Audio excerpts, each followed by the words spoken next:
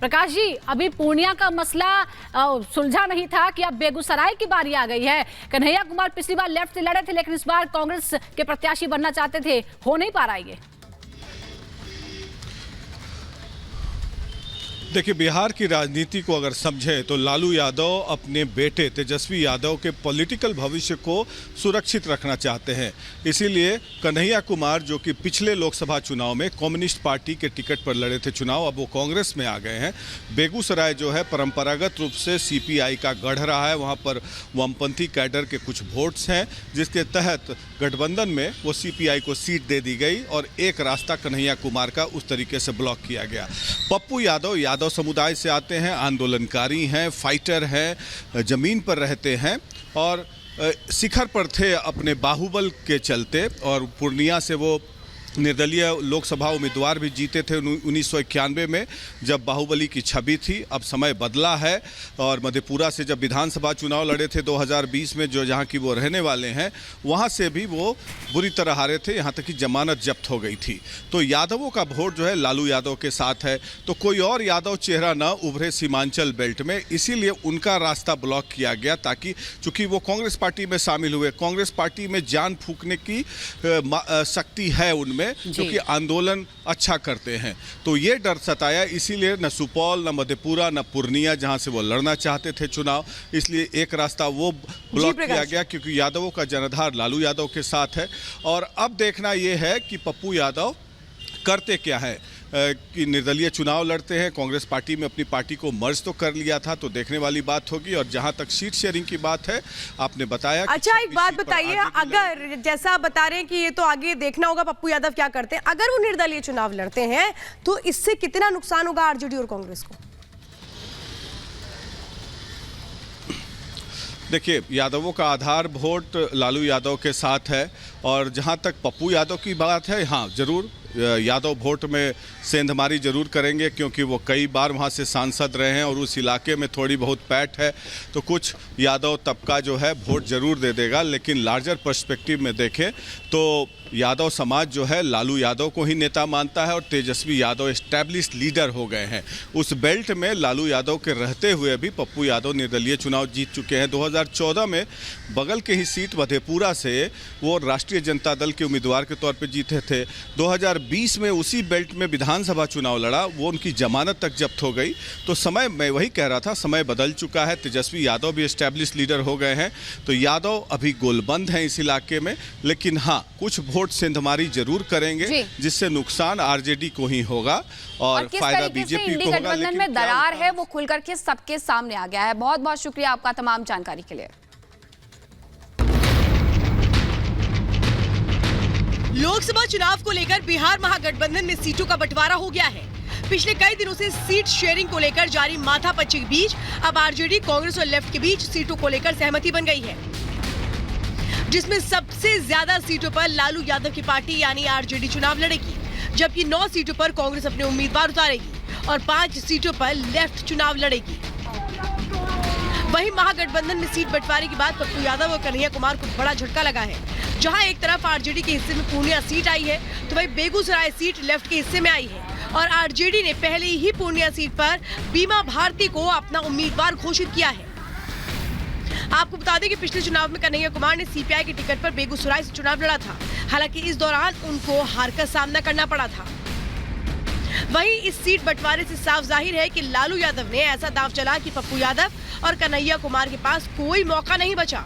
वहीं दूसरी तरफ पूर्णिया सीट से दावेदारी कर रहे पप्पू यादव पीछे हटने को तैयार नहीं है। पूरी दुनिया एक तरफ हो जाएगी, तब भी हम पूर्णिया से अलग नहीं होंगे और ना ही दूर जाएंगे। साथ ही पप्पू यादव ने सीट शेयरिंग के ऐलान से पहले सोशल मीडिया पर एक पोस्ट किया था, जिसमें उन्होंने लिखा था कि पूर्णिया में कांग्रेस का झंडा लहराएगा। ऐसे में अब देखना होगा पप्पू यादव का अगला कदम क्या होगा, जिस पर सभी की निगाहें टिकी हैं। Bureau report, Republic Bharat. और अब बात करेंगे बॉलीवुड एक्ट्रेस और राजनीतिक कंगना रनौत की कि किस तरीके से उन्होंने कांग्रेस पर हमला बोला है। साफ तौर पर उन्होंने ये कहा है कि कांग्रेस द्वारा बेटियों का भाव तय किया जा रहा है। इस तरीके से करारा जवाब देते हुए कांग्रेस पर उन्होंने आगे भी हमला बोला और कहा कि आप जवाब दीजिए, कौन सी मंडी है ये, क्या जाने हिमाचल क्या है, भाव लगाने वाले आपके क्या होंगे। इस तरीके से कहते हुए नजर आई हैं बीजेपी की प्रत्याशी कंगना रनौत, जो कि हिमाचल मंडी से लोकसभा के मैदान में है। क्या कुछ कहा है उन्होंने, आपको सुनवाते हैं। उनके जो शीर्ष नेतृत्व हैं राहुल गांधी, वो कहते हैं कि जो हिंदुओं में शक्ति है उसे मुझे नष्ट करना है। इस तरह की बातें करते हैं वो, जाहिर सी बात है। फिर उनके जो स्पोक्स पर्सन हैं वो कहते हैं कि मंडी की जो लड़कियां हैं उनके भाव क्या चल रहे हैं। इस तरह की नीच और अभद्र बातें सुन के किसका दिल नहीं घबरा जाएगा। वो मंडी जिसका नाम ऋषि मांडव के नाम पर रखा गया है, वो मंडी जहां पे पराशर ऋषि ने इतनी तपस्या की, वो मंडी जहां शिवरात्रि का सबसे बड़ा मेला होता है।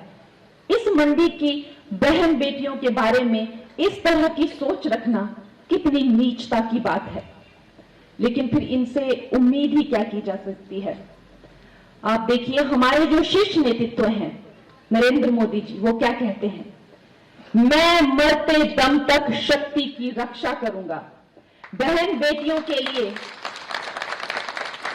उनका क्या भाव है वो किसी से छुपा नहीं है।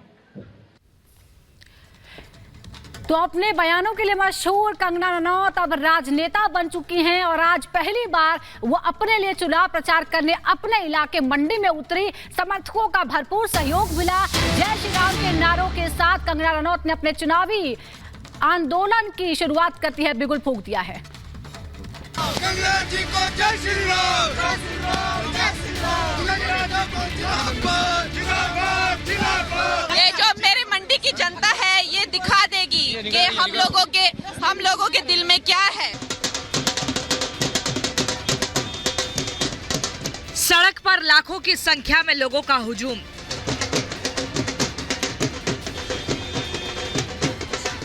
मंडी की वादियों में गूंजते जय श्री राम के जयकारे। कंगना जी को जय श्री राम, जय श्री राम, जय श्री राम, कंगना को। मंडी की सड़कों पर हर हर मोदी का उद्घोष। कंगना जी को जय श्री राम, जय श्री राम, जय श्री राम, कंगना को जिंदाबाद। बीजेपी के झंडों से पटी मंडी की सड़कें। कंगना जी को जय श्री राम, जय श्री राम, जय श्री राम। ये तस्वीरें हिमाचल प्रदेश के मंडी की है, जहां बीजेपी की उम्मीदवार कंगना रनौत ने चुनाव प्रचार का बिगुल फूंक दिया है। जय श्री राम, जय श्री राम, जय श्री राम, भारत माता की जय। लाखों की संख्या में समर्थकों का हुजूम देखकर एक्ट्रेस कंगना रनौत गदगद हो गई। उन्होंने कहा कि मंडी की जनता ने अपनी बेटी को स्वीकार कर लिया है। आप देख सकते हैं कि क्या भीड़ उमड़ी है, कितने लोग आए हैं और कितने लोग जो हैं वो गर्वित हैं कि मंडी की बेटी और मंडी की जो राष्ट्रवादी आवाज है वो अब इस इलेक्शन में जो है वो मंडी को रिप्रेजेंट करेगी। तो आप देख सकते हैं, बताने की कोई जरूरत नहीं है। फूल मालाओं से लदी कंगना रनौत मंडी की जिन सड़कों से गुजरी, वहां समर्थकों ने जय श्री राम के नारे लगाकर उनका जोरदार स्वागत किया। कंगना ने वहां मौजूद लाखों की संख्या में समर्थकों का हाथ हिलाकर अभिवादन किया, जिससे कार्यकर्ता और समर्थकों का जोश हाई हो गया। वो और जोर जोर से हर हर मोदी के साथ जय श्री राम का उद्घोष करने लगे। जो आसपास की महिलाएं हैं उनमें बहुत ज्यादा उत्साह है कंगना को देखकर, क्योंकि उनको ऐसा लग रहा है कि आज उनके बीच की बेटी एक महिला आगे बढ़ रही है और मंडी का नाम, हिमाचल का नाम आगे बढ़ रहा है। कंगना को लेकर भी इनका साफ कहना है कि हिमाचल की बेटी, मंडी की बेटी कड़ी मेहनत करके उन्होंने बॉलीवुड में अपनी जगह बनाई है और इसी तरीके से वो राजनीति में भी एक नई पहचान बनाएंगी और हिमाचल में मंडी को और एक नए मुकाम पे लेके जाएंगी और मंडी के लोगों के लिए भी ऐसे ही काम करेंगी। बीजेपी उम्मीदवार कंगना रनौत मंडी के जिन जिन इलाकों से गुजरी, वहां युवा हो या बुजुर्ग या फिर हो महिलाएं, हर किसी ने गर्मजोशी के साथ स्वागत किया। माला पहनाकर उन्हें जीत की शुभकामनाएं दी। मंडी की जनता का समर्थन, कार्यकर्ताओं का जोश देखकर कंगना रनौत ने अपना शुक्रिया अदा किया। साथ ही कहा कि मंडी की जनता दिखा देगी कि उसके दिल में क्या है।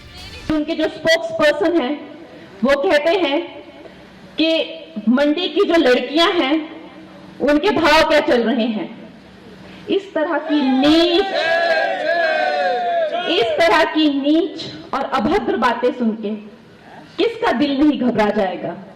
वो मंडी जिसका नाम ऋषि मांडव के नाम पर रखा गया है, वो मंडी जहां पे पराशर ऋषि ने इतनी तपस्या की, वो मंडी जहां शिवरात्रि का सबसे बड़ा मेला होता है। इस मंडी की बहन बेटियों के बारे में इस तरह की सोच रखना कितनी नीचता की बात है। एक तरफ जहां कांग्रेस खेमे में हाहाकार मचा हुआ है कि मंडी में किसको उम्मीदवार बनाया जाए, वहीं बीजेपी ने कंगना रनौत को उम्मीदवार बनाया है, जिसके बाद से कंगना पूरी तैयारी के साथ चुनावी प्रचार में जुट गई हैं। वहां के लोगों का भरपूर समर्थन मिल रहा है। कंगना की एक झलक पाने के लिए लाखों की संख्या में लोग पहुंच रहे हैं। Bureau report, Republic Bharat.